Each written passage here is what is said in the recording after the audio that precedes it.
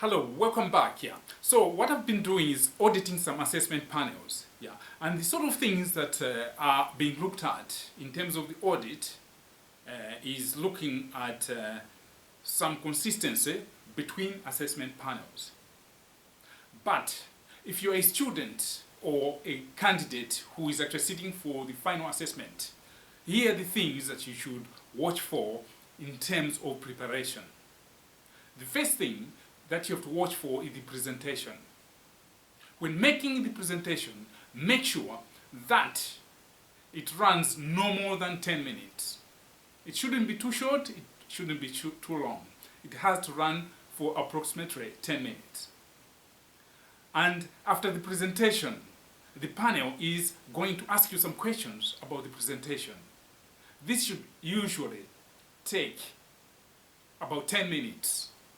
And usually, two assessors ask you some questions about the presentation. And then, when that is over, the panel will ask you some questions about other areas of your experience. So in this case, you will cover your core competencies, which are the main competencies that allow you to do your job.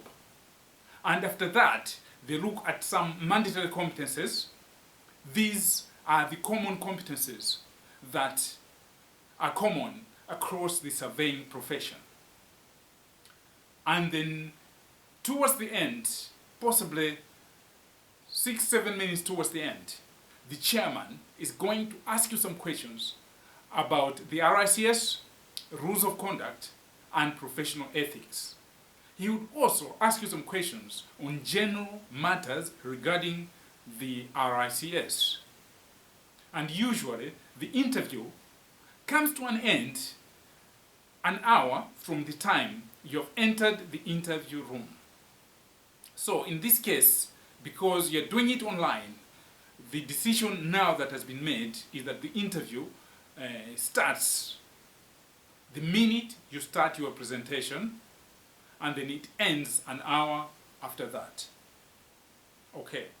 Thank you for listening. If you want to know more about the RICS and ways you can qualify as a chartered surveyor, click the link below this video and it takes you to some resources on what you need to do in order to qualify as a chartered surveyor.